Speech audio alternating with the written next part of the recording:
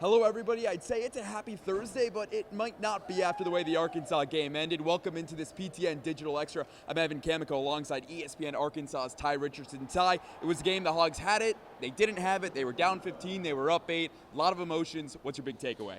Well, Arkansas, like you said, had every chance to win. They clawed, they scraped. Jonas Adu fouls out, and yet they still found a way to be at the game at the end. I know a lot of people are going to look at Trevin's missed free throws there, and I asked Coach Cal about that, and he quickly stated we wouldn't have been in the game. Trevin finished 6 of 8, 2 of 4 from 3, had 11 rebounds to go along with the double digits. So very much an integral part of that game. Just didn't bounce Arkansas's way at the end, and now we'll find out on Sunday where they're going postseason-wise, Evan. Absolutely. As we continue to look at this game, then we'll move on. We'll talk a little bit about postseason in just a second, but I want to really focus on this game, right? It was a back-and-forth affair. There's emotions that were really high, then they weren't. Arkansas was in it. They weren't, like I've already mentioned.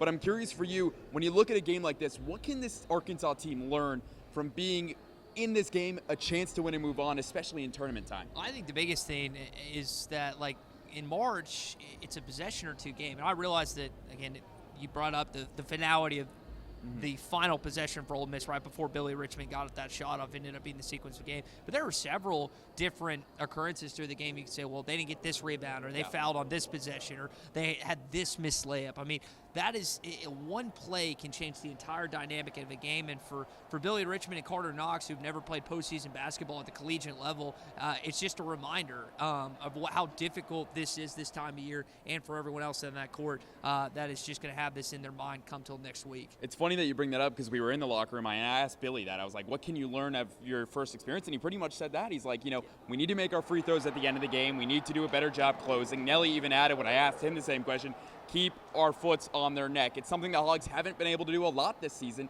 and that could hurt them next week in the NCAA tournament. Yeah, and one of the things that Cal said, it's like, well, we won and have been in those games. Well, unfortunately, this one, it came back to bite you. So they've got to find a way to eliminate these long stretches where they just don't score, flat out, not a point here and there. They flat out don't score. And it wasn't just the South Carolina game. There's a long stretch for the Ole Miss game today where whoever it was just couldn't find a basket. They can't have that next week, or they're going to go home early in March, and I don't think anyone wants that, Evan. No, that wouldn't be very fun, a very short trip. Wherever they go around the country, still TBD on that selection show on Sunday. But to wrap up on this tournament and this game, you had, Trevin and Jonas Adu have been playing fantastic. Again, we've talked about it not ending the way they wanted to, but what can you really take from their game that excites you for next week? Well, Trevin's really found his three-point shot. I mean, he's hit a lot of them lately. Jonas has been a double-double machine. He had 4 fouls in the South Carolina game and ends up fouling down the game. So when he's on, he's making an impact. He gets subbed in early in that game. Cal said, maybe I should have started Big Z, him dealing with the wrist or whatever it was. So he's an instant impact guy, and we can't say that about Jonas Adu for the majority of the season, but the latter half, really the back end, he's been magnificent. So you hope that same player, fully healthy, ready to go next week, and then you just hope you get more out of Big Z, because Big Z has not given you a lot these last couple of games. I know, again, there was kind of some back and forth between him and Cal a little bit. That happens from time to time in the coaching-player dynamic. But he's got to give you more offensively and on the defensive side, too, if Arkansas is going to have a prolonged run in March. Yeah, and I asked Z after the game how he was doing. He said he's okay. He said it's his thumb, and he's okay. He's good to go. It wasn't a very long answer, but it was short and to the point from Z. Good to go, Ev. Good, yeah, pretty much. That was a pretty good impression right there. But Z hopefully will make a bigger impact. And I asked him, how can you get going? He's like, just get my shot early and getting down and feeling confident. Because right now it seems like he's lost confidence. And I think part of that has to come with the teams that you're playing in, and Malik Dia today, and especially Colin Murray Boyles yesterday, where these guys have maybe 30, 40 pounds on Z. That might be a little bit of an exaggeration, but that's kind of what I'm getting at. Malik Dia goes 7 for 8. Boyles has 20 against for South Carolina. I mean, those are two really good 4 guys, and Dia plays more of the 5, and Ole Miss is in their setup and their offense and everything else. But, yeah, that's just the competition. I mean, it's night in, night out. You're not going up against a scrub in the Southeastern Conference. Absolutely not. Cal has said that multiple times, said it again today. As we kind of wrap on this before we look ahead, we go to the point guards. I want to talk about Nelly. I want to talk about DJ. But more importantly, let's talk about Billy Richmond and just the impact that he's had, where he has moments where he's able to just bring down the house with a dunk, and it seems like he's jumping 15 feet off the ground. Yeah, his teammates love it. I mean, every time he goes in, I hear these young fans behind me yelling, Billy, Billy. I mean, he's a guy that you just love to celebrate if you're an Arkansas Razorback fan. fan. He can throw the house down. I know Ole Miss had a dunk. You referenced D earlier. He had a dunk on that fast break that just brought the house down. But Billy, again, comes off that, looked just like a normal screen. There was a missed assignment from Ole Miss, and he threw it down. That's the part of Arkansas that scares you if you're an opposing coach, whether it's Carter, Billy, those guys. If they get a crease, that thing's coming down the paint hard, and we saw that for Billy Richmond today. Carter also had a really good game today, made a couple big threes late in that game to keep Arkansas, A, in it, and B, up ahead early. When we look ahead now, NCAA tournament's coming up next. What's on deck for the Razorbacks, do you think? I think that there's a really good chance they could wind up in Lexington because it's a made-for-television event. I know a lot of Arkansas fans would rather see them in Wichita, Kansas. I mean, we're on television right now, obviously. It makes sense. But this is exciting because last year you didn't have, like, the goosebumps of, like, hey, where Arkansas going? Because they were not an NCAA tournament team. And years before, the first kind of that middle 300 must, you knew you were going dancing, just didn't know where. So you're back in that mold, and this is where Arkansas fans want to be when it comes to the NCAA tournament. I think it's where all college basketball fans want to be, to have a chance to go into the March Madness tournament because anything can happen. We love the Cinderella stories. We see them all the time. It wouldn't be surprising if an Arkansas team, the way that they've played the last 2 days, makes a run. And Chris Beard even said they're a second-week team. He reiterated that 2 or 3 times in the press conference. Highly complimentary of John Calipari, highly complimentary of Coach Cal.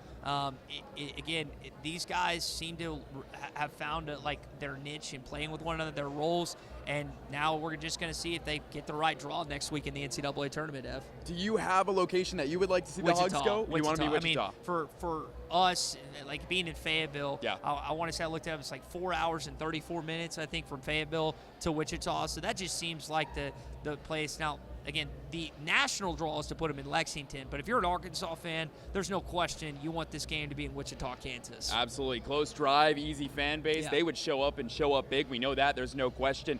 And I think even when you look at it, right, Arkansas is no longer on the bubble anymore. Joe Lunardi, as of a couple of hours ago, had them completely off the bubble after the South Carolina win. They're completely in.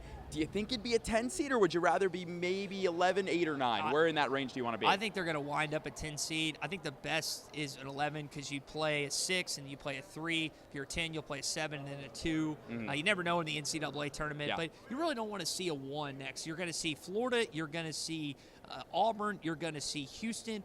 The only scenario that you'd actually wouldn't hate seeing a 1, for those who don't know, Cooper Flagg went down with an ankle injury today. If Duke is without him in that second game and it pitch you against the Blue Devils, that's again, there's no easy 1 seed, but a Cooper Flaggless Duke team is a lot less potent than any of the 3 I just mentioned. Absolutely. Not to mention as well, John Shire said earlier that he is done for the ACC tournament, so something to keep an eye out for.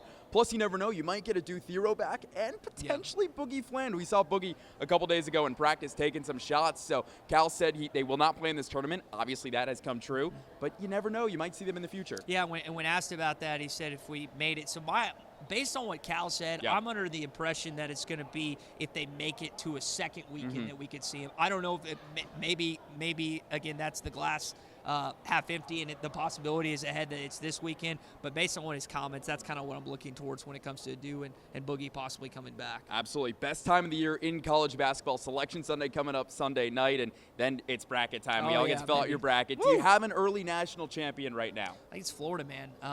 Since that, I agree with you. Courtney might like that a lot. Okay, yeah. Do we have to take that away? Courtney, honestly, it's not because of you. It's because of your team's length, the shooting ability. Todd Golden's got them. I mean, they beat Auburn and Alabama this year. There's a lot of things to like about Florida. I hate that I'm saying it, but they could wind up with another national championship in Gainesville in basketball. Absolutely. Should be a really fun week of basketball. Ty, anything else before we go? Man, it's been a fun. This is, if you haven't been to this event, Evan, I know it's my first time here. It's an experience because you have all these SEC fan bases, now 16, in really the mecca of the Southeastern Conference being Nashville, Tennessee. Would highly encourage, especially when Arkansas might have a better team next year, to make the trek out. It's worth it for sure. 100%. And being in Bridgestone Arena, you're right on Broadway. There is no better time to enjoy the city and get to see things because, again, for people from Arkansas, it's only a 7.5-hour drive if you're coming from Northwest Arkansas. So a really fun time. Ty, is that all? Have we covered everything? I think we knocked everything out. Evan. Absolutely. For Tye Richardson, I'm Evan Camico. Thanks for tuning into this PTN Digital Extra, and thanks for following us along all week here in Nashville. It's been a fun ride. We'll see you coming up very soon.